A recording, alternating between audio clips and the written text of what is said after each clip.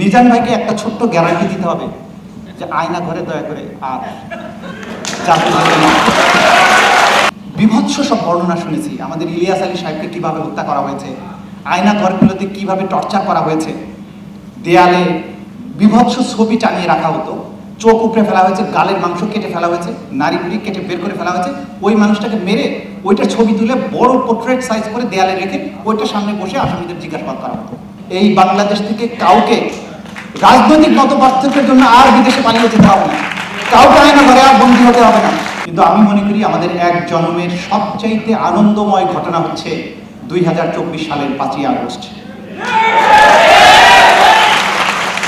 আমরা যারা ঢাকা শহরে সেই দিনের দৃশ্যগুলো দেখেছি, এই দৃশ্য আমি নিজে যখন রাজপথে থেকেছি আমার দু চোখ দিয়ে পানি ঝরছিল অবিরত। আমি দেখছিলাম আমাদের তরুণেরা, কিশোরেরা ফোন করে বলছে আম্মু আমরা জিতে গেছি। এরপরে তারা কাদা পানির মধ্যে, বৃষ্টির মধ্যে কেউ কেউ সিজদায় চলে যাচ্ছে। এই যে অভূতপূর্ব দৃশ্য, একটি জাতির বিজয়। আমরা 71 সালের বিজয় দেখিনি, 47 দেখিনি, অন্যান্য বিজয় দেখিনি, কিন্তু 2024-এর এই বিজয় আমাদের এক জন্মের জন্য সার্থক একটা দিন। এবং এই বিজয় যারা দেখেছি, বাকি জীবন আমাদেরকে আল্লাহ তাআলা শুকরিয়া আদায় করতে করতেই কাটতে হবে। যে পরিবেশ বাংলাদেশে তৈরি হয়েছে এটা আমরা আগে কল্পনা করতে পারতাম না। জুলাই বিপ্লব আমাদেরকে সেই সুযোগটা এনে দিয়েছে। আমরা তো সবাই একসাথেই থাকার কথা ছিল, যা ডক্টর মঈন খান সাহেব আছেন, মিজান ভাইরা আছেন, আমরা তো একসাথেই থাকার কথা ছিল, একসাথেই আছি। বাস্তব কারণেই কাউকে সরকারি দলে, কাউকে বিরোধী দলে যেতে হয়েছে। যারা বিরোধী দলে আছি অথবা যারা সরকারের বাইরে আছি, কঠোর সমালোচনা করব সরকারের। নিজান ভাইকে একটা ছোট্ট গ্যারান্টি দিতে হবে যে আয়না ঘরে দয়া করে আর জাতি হবে না। এবং সেইটা যাতে না হয় সেজন্য যে বিচারের আয়োজনটা চলছে, এই বিচারটা সম্পন্ন করতে হবে। কারণ আমরা কেউই আর আয়না ঘরে যেতে চাই না, জাতি হিসাবে এটা আমরা কিন্তু আর অ্যাফোর্ড করতে পারবো না। আর আরেকজন জুলাই শহীদের বাবা এখানে বক্তৃতা দিয়েছেন। আমি একজন জীবন্ত শহীদের কথা বলি, আতিক, যার একটা হাত চলে গেছে। হসপিটালে আমি তাকে দেখতে গিয়েছিলাম, তখন বলছিল স্যার এক হাত গেছে তো চিন্তা করি না, আর লাগলে আরেকটা হাত দেশের প্রয়োজনে দিয়ে দিব। এই জেনারেশন কে রুখবে? এদেরকে রুখার কেউ নাই। এই জেনারেশন বাংলাদেশে আছে। আমাদের আসিফরা, নাহিদরা বাংলাদেশে সেই সময় নেতৃত্ব দিয়েছিল, আমরা রাজনীতিবিদরা পেছনে ছিলাম সবাই। নতুন এক বাংলাদেশ তৈরি হয়েছে।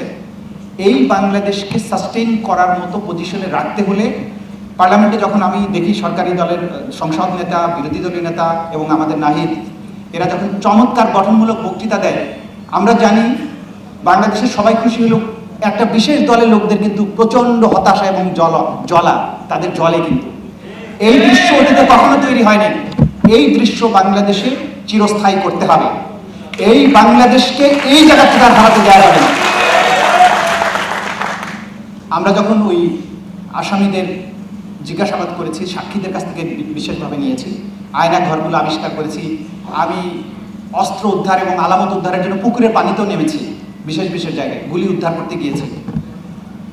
বিভৎস সব বর্ণনা শুনেছি, আমাদের ইলিয়াস আলী সাহেবকে কিভাবে হত্যা করা হয়েছে, আয়না ঘরগুলোতে কিভাবে টর্চার করা হয়েছে, দেয়ালে বিভৎস ছবি টানিয়ে রাখা হতো, চোখ উপড়ে ফেলা হয়েছে, গালের মাংস কেটে ফেলা হয়েছে, নারী বুড়ি কেটে বের করে ফেলা হয়েছে, ওই মানুষটাকে মেরে ওইটার ছবি তুলে বড় পোর্ট্রেট সাইজ করে দেয়ালে রেখে ওইটার সামনে বসে আসামিদের জিজ্ঞাসাবাদ করা হতো। সেই আয়না ঘরগুলো কিন্তু আমরা বের করেছি। এমন সব বিভৎস সাক্ষী জোগাড় করা হয়েছে, সব আন্তর্জাতিক অপরাধ ট্রাইব্যুনালের কাছে আছে। কোনো কারণে এবং যে আসামিরা আমাদের বিএনপি, জামাতের, অন্যান্য পার্টির লোকদেরকে ধরে নিয়ে গোপন কারাগারে আটকে রেখে কি করতে জানেন? জুতার মধ্যে কাটা তার বিছিয়ে সেই জুতা পরতে বাধ্য করতো, হাঁটতে বলতো।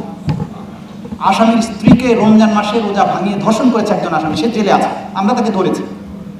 এই যে বিভৎস সব কাহিনীর জন্মদাতা ছিল শেখ হাসিনার রেজিম, এই রেজিমের এই দানবগুলোর বিচার বন্ধ করা যাবে না। নিজাম ভাইদের কাছে অনুরোধ থাকবে, এই বিচারগুলো সঠিকভাবে আমাদের করতে হবে, আমাদের নিজেদের স্বার্থে, আমাদের জাতিসত্তার স্বার্থে, আমাদের আগামী প্রজন্মের স্বার্থে, আমাদের আতিকুল ইসলামদের স্বার্থে, শহীদদের বাবা মারা আছেন, এই যে তরুণ কিশোর কিশোরী শহীদরা জীবন দিয়েছেন, তাদের যে স্বপ্ন, এইটাকে কখনো ভাঙতে দেওয়া যাবে না, কখনো না।